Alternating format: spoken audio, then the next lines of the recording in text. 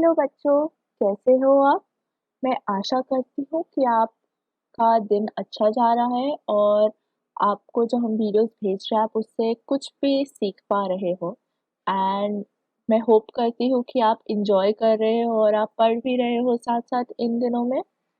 साथ-साथ आप अपना ध्यान भी रख रहे हैं और इस बीमारी से दूर रहने के सारे प्रिकॉशंस ले रहे हैं, जैसे हाथ धोना, मास्क पहनना और सोशल डिस्टेंसिंग मेंटेन करना। एंड आज हम पढ़ना स्टार्ट करते हैं। आज हमारा सब्जेक्ट हिंदी होएगा और हम उसमें कविता रिसाइट करना सीखेंगे या बनाना सीखेंगे और हम राइमिंग वर्ड्स भी सीखेंगे। तो आपको एज सच कुछ ज़रूरत नहीं है किसी चीज़ की, बट आपके काम आएंगे पेन या पेंसिल यूज़ करिए। एक पेपर आप अपनी नोटबुक ले सकते हैं, नॉर्मल पेपर भी ले सकते हैं। और अगर आपके पास कोई डाउट्स आते हैं, कोई क्वेश्चंस आते हैं, तो आप या फिर उसको नोट डाउन करके अपने पेपर में लिखें या फिर फ़ोन में आप एक वॉइस नोट रिकॉर्ड करके आउटरीच टीम को भेज सकते हैं अपने सारे प्रश्न या क्वेश्चन। आपको कोई भी प्रॉब्लम आती है, कुछ भी समझना हो तो आप उनको ये भेज सकते हैं। तो हम आज स्टार्ट करेंगे 2 पोएम से, 2 कविता से बाय बहुत अच्छे कवि ने लिखी है दोनों पोएम्स। एंड आप जब मैं पोएम आपको रिसाइट कर रही हूँ, जब मैं बोल रही होंगी, तो आप ध्यान से सुनिएगा, उसके एंड वाले शब्दों पे ध्यान दीजिएगा एंड देखिएगा कि कैसे बोला जा रहा है, कैसे स्टोरी टेलिंग वे में बोला जा रहा है। और अगर आप इसको देख के अपनी खुद की कोई पोएम बना सकते हैं किसी भी तरीके से। तो आज हम स्टार्ट करेंगे फर्स्ट पोएम से। इस पहली पोएम का नाम है कोशिश करने वालों की कभी हार नहीं होती। कवि का नाम है हरिवंश राय बच्चन। तो हम आज उनकी पोएम पढ़ेंगे, कोशिश करने वालों की कभी हार नहीं होती। हम फिर स्टार्ट करें। लहरों से डर कर नौका पार नहीं होती, कोशिश करने वालों की कभी हार नहीं होती। नन्ही चींटी जब दाना लेकर चलती है, चढ़ती दीवारों पर 100 बार फिसलती है। मन का विश्वास रगों में साहस भरता है, चढ़कर गिरना, गिरकर चढ़ना ना अखराता है। आखिर उसकी मेहनत बेकार नहीं होती, कोशिश करने वालों की कभी हार नहीं होती। डुबकिया सिंधु में गो, लगाता है, जा जाकर खाली हाथ लौट कर आता है। मिलती नहीं सहज ही मोती गहरे पानी में, बढ़ता दुगना उत्साह इसी हैरानी में। मुट्ठी उसकी खाली हर बार नहीं होती, कोशिश करने वालों की कभी हार नहीं होती। असफलता एक चुनौती है, इसे स्वीकार करो। क्या कमी रह गई, देखो और सुधार करो। क्या कमी रह गई, देखो और सुधार करो। जब तक ना सफल हो, नींद चैन को त्याग तुम, संघर्ष का मैदान छोड़कर मत भागो तुम। कुछ किए बिना ही जय जयकार नहीं होती, कोशिश करने वालों की कभी हार नहीं होती।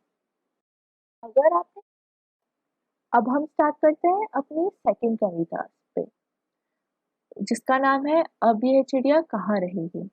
ये जो कविता है लिखी गई है महादेवी वर्मा से एंड ये साहित्य अकेडमी अवार्डी है। एंड अगर आपको उनकी ये कविता अच्छी लगती है तो आप और सर्च कर सकते हैं गूगल या फिर यूट्यूब पे, उनकी रिसाइट हुई हुई है। चलो अब हम स्टार्ट करते हैं। अब ये चिड़िया कहाँ रहेगी।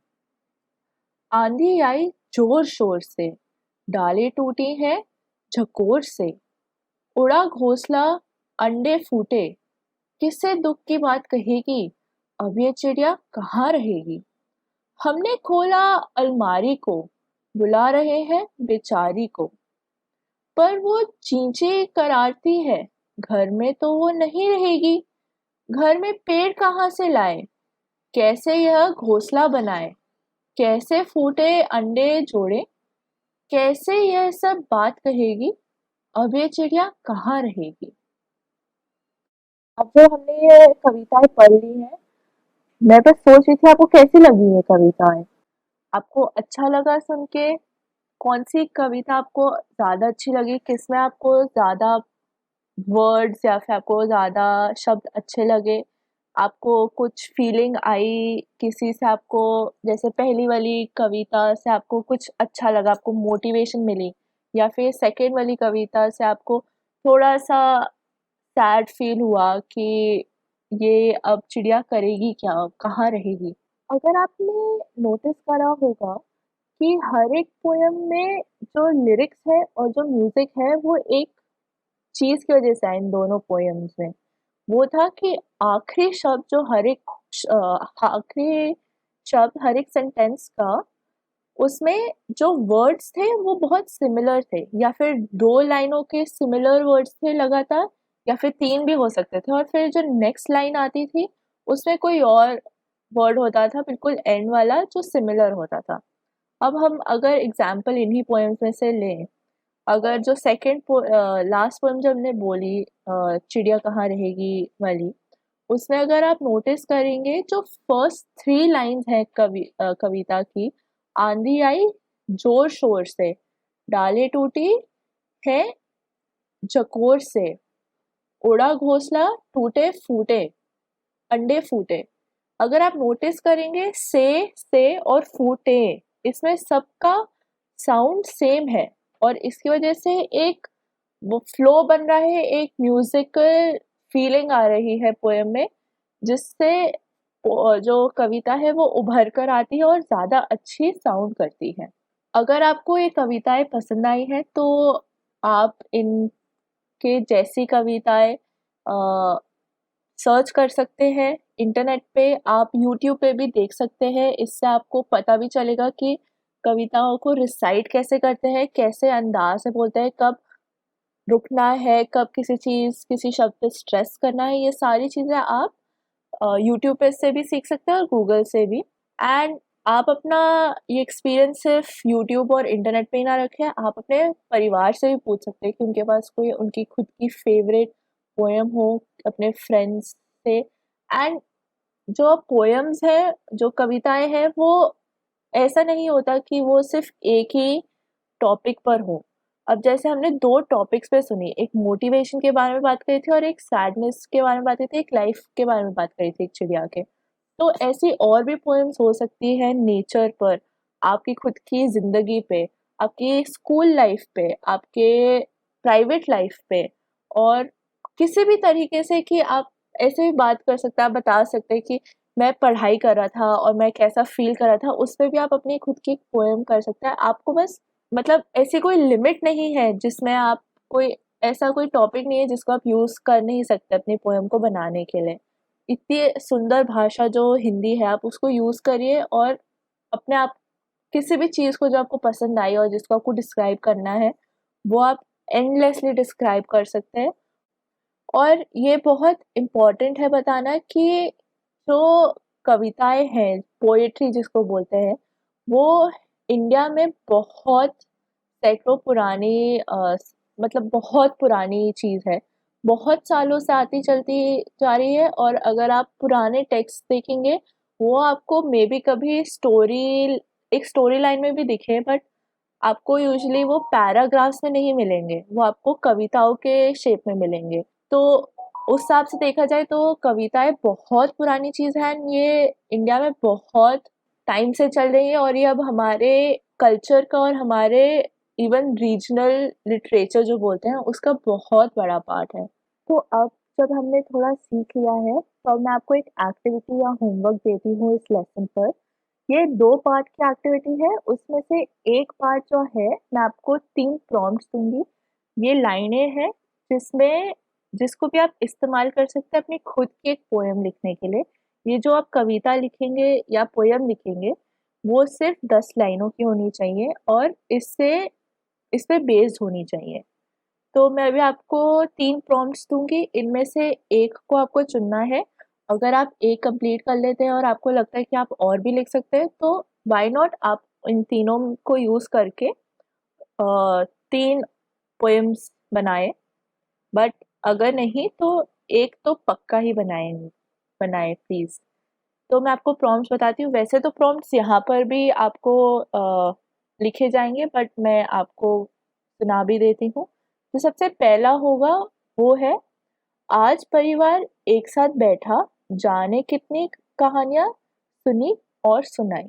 मैं दोबारा रिपीट करती हूँ, आज परिवार एक साथ बैठा, जाने कितनी कहानियाँ सुनी और सुनाई।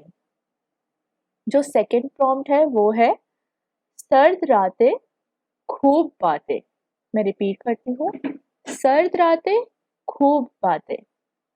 जो थर्ड प्रॉम्प्ट है वो है, अगर मैं बादल बन जाऊं और आकाश में तैर जाऊं। मैं दोबारा रिपीट करती हूँ, अगर मैं बादल बन जाऊं और आकाश में तैर जाऊं। जब आप एक चूज कर लेते हैं इनमें से एक प्रॉम्प्ट और फिर उस पे अपनी कविता लिखते हैं, तो आप प्लीज मेक श्योर करिए कि जब आप लिखें तो उसकी पिक्चर भी भेजें और साथ ही साथ एक वॉइस नोट भेजें किसी भी एक मेंबर को आउटरीच टीम की नीव की, एंड उसको रिसाइट करके भेजिए पूरे एक्सप्रेशंस पूरे फीलिंग्स के साथ। एंड अगर आपको कोई क्वेश्चंस हो इस लेसन के बारे में, कोई प्रॉब्लम्स भी आ रही हो पोएम लिखने में, तो आप उनको रीच कर सकते हैं। हम आपको ऑलवेज रेडी है रिप्लाई बैक करने के लिए और आपको किसी भी चीज़ में मदद करने में। एंड आई होप आपको ये लेसन पसंद आया हो। एंड आई होप अब अ, जब हम एंड आ गए हैं लेसन के, बस बोलना चाहती हूँ कि आप अपना ध्यान रखिएगा। आई होप आपको मज़ा आया हो एंड आपको ये एक्टिविटी करने में मज़ा आए और आप होपफुली पोएम्स लिखिए, मे बी आप कवि बन जाए। दैट वुड बी मतलब बहुत अच्छी बात होगी। तो अब हम आपको नेक्स्ट वीक मिलूंगी। बाय।